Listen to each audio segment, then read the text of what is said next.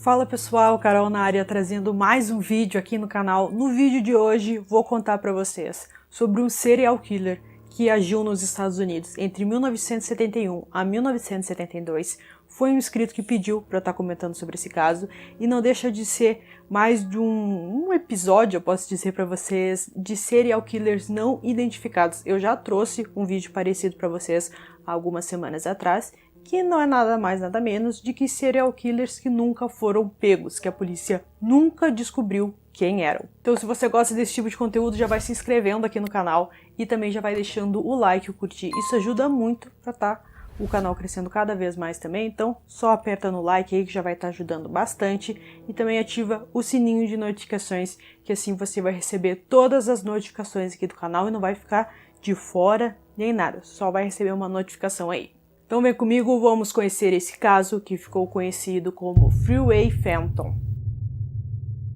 Na noite de 25 de abril de 1971, Carol Spinks, de 13 anos, se dirigiu até uma loja próxima à sua casa para comprar alguns mantimentos a pedido da sua irmã.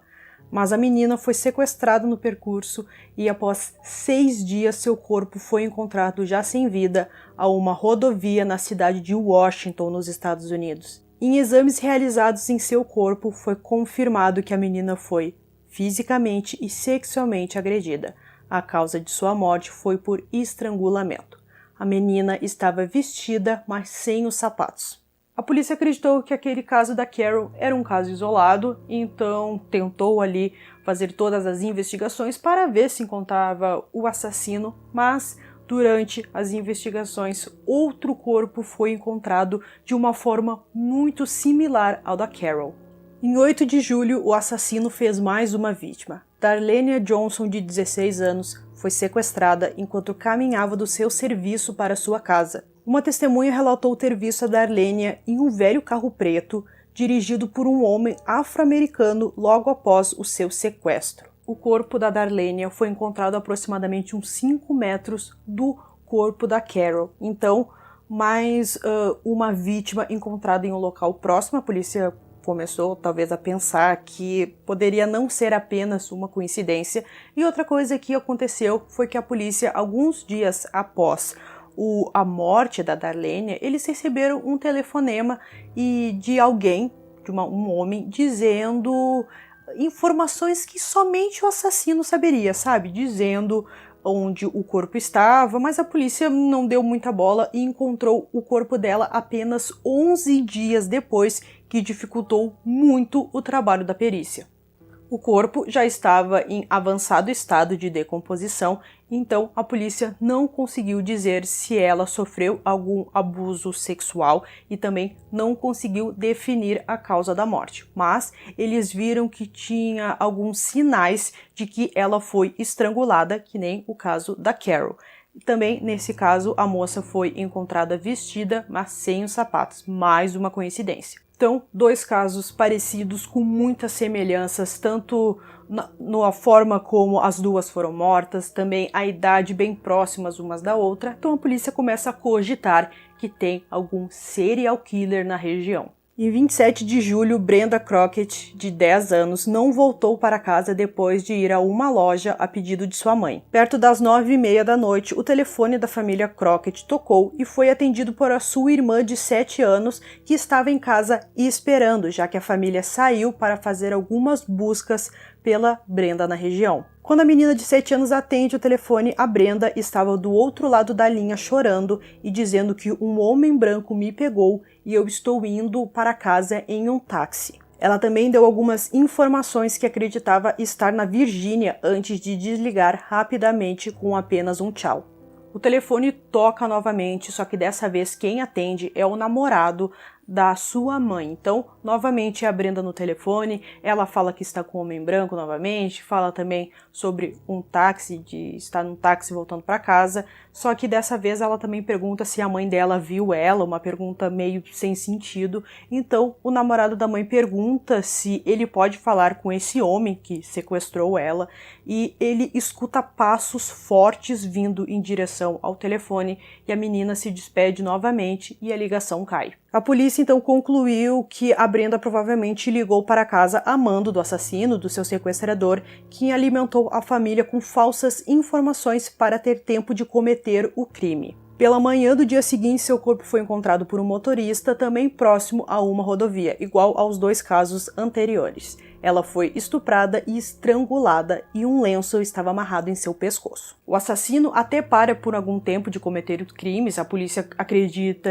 que o serial killer não está mais na região, mas eles estão enganados. No dia 1º de outubro, o serial killer faz outra vítima, dessa vez Nemoshia Yates, de 12 anos. A menina estava voltando para casa por volta das 7 horas da noite quando foi sequestrada. Seu corpo foi encontrado apenas 3 horas depois do seu desaparecimento, próximo à Avenida Pensilvânia, no condado de Prince George, em Maryland. A vítima foi encontrada da mesma forma do que as outras, estrangulada e também estuprada, e estava sem os sapatos, mas estava vestida. A partir desse momento, então, a mídia começa a chamar o serial killer de Freeway Phantom, ou o fantasma da rodovia aqui para nós. Mais de um mês depois, em 15 de novembro, Brenda Howard, de 18 anos, pegou um ônibus às 11h30 da noite para voltar para sua casa em Maryland Avenue. Aproximadamente 6 horas depois do seu desaparecimento, um policial descobriu seu corpo, que foi sequestrado várias vezes e estrangulado em uma área gramada perto do hospital do condado de Prince George. Ao contrário das outras vítimas, ela ainda estava usando seus sapatos e um casaco foi colocado sobre o seu peito.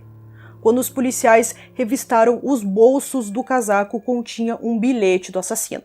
Isso é o mesmo que a minha insensibilidade com as pessoas, especialmente as mulheres. Vou admitir os outros quando você me ligar, se puder. A polícia investigou esse bilhete, viu que a folha pertencia a um dos cadernos da Brenda e que também ela foi obrigada a escrever esse bilhete, né? Então não foi o assassino que escreveu, e sim a vítima. Depois da Brenda, o assassino não fez mais vítimas durante quase um ano inteiro, e no dia 5 de setembro de 1972, o serial killer sequestrou Diane Williams, que foi vista pela última vez entrando em um ônibus às 11h20 da noite. Poucas horas depois, seu corpo foi encontrado jogado ao lado de uma rodovia. Ela foi estrangulada, como as outras vítimas. Ela também estava sem os seus sapatos, mas nenhum sinal de agressão sexual. Então, durante os meses, a polícia recebeu uma série de pistas e informações sobre o serial killer, mas eles ainda não chegaram em um suspeito do caso. Mas eles tinham algumas informações sobre ele, como ele era um homem muito solitário, que provavelmente teve alguns problemas com mulheres em sua infância. Também a polícia acredita que ele fez algum tratamento psiquiátrico, talvez para alguma depressão ou algo do tipo, mas provavelmente ele abandonou esse tratamento e ele não conseguia controlar essa sua raiva que ele tinha contra as mulheres. A polícia também acredita que ele pediu ajuda a alguém, mas essa pessoa não correspondeu, não o ajudou, então foi por isso que ele decidiu começar a matar.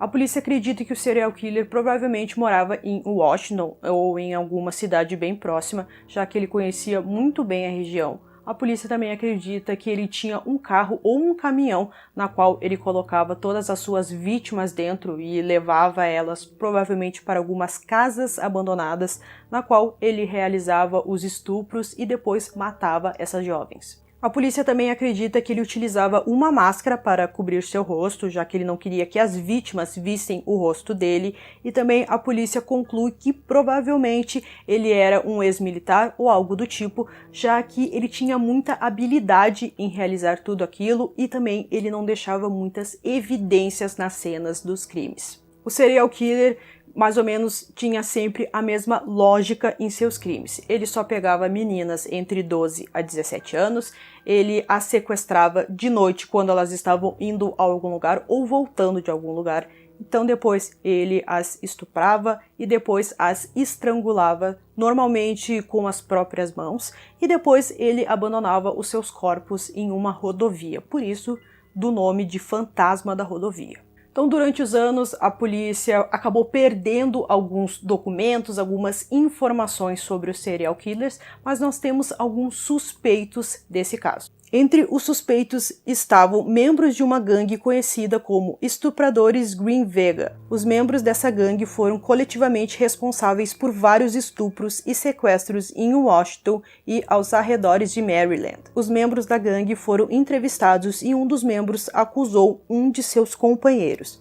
O preso entrevistado, que foi acusado, estipulou que forneceria as informações, mas que não queria ser identificado. Ele então identificou o homem que lhe deu as informações e todas estavam corretas e só o assassino saberia. O preso diz que não estava envolvido em nenhum dos homicídios, mas durante esse período estava acontecendo uma eleição na cidade e um dos candidatos anunciou publicamente à imprensa que ocorreu uma interrupção na investigação do serial killer e disse que um dos homens que estava preso na prisão de Lorton sabia dessas informações.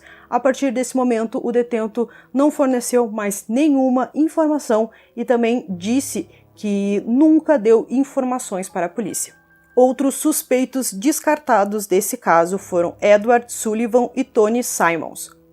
2 ex-policiais foram presos pelo assassinato de Angela Barnes. Angela, de 14 anos, foi considerada uma das vítimas do serial killer, mas as autoridades determinaram posteriormente que Barnes não era uma vítima do Freeway Phantom e chegaram aos 2 assassinos. Em março de 1977, um técnico de informática de 58 anos, Robert Askin, foi acusado de sequestrar e estuprar uma mulher de 24 anos dentro da sua própria casa em Washington. Ele foi também acusado de outros assassinatos em várias ocasiões anteriores, mas a polícia não conseguiu provar que ele era o Freeway Phantom.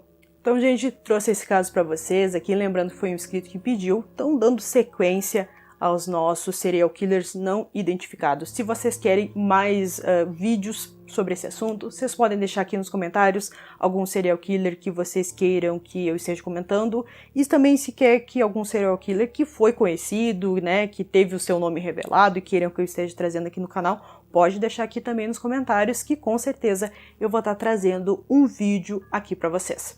Então, o que vocês acham que aconteceu com esse serial killer?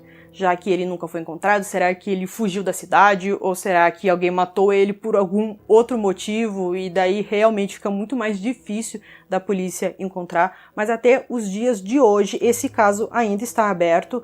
Mesmo a polícia perdendo algumas informações, eles ainda trabalham sobre isso, ainda recebem algumas pistas sobre quem viveu em Washington ou na região lá nos anos de 1971, 72. Então, a gente pode dizer que é um caso aberto.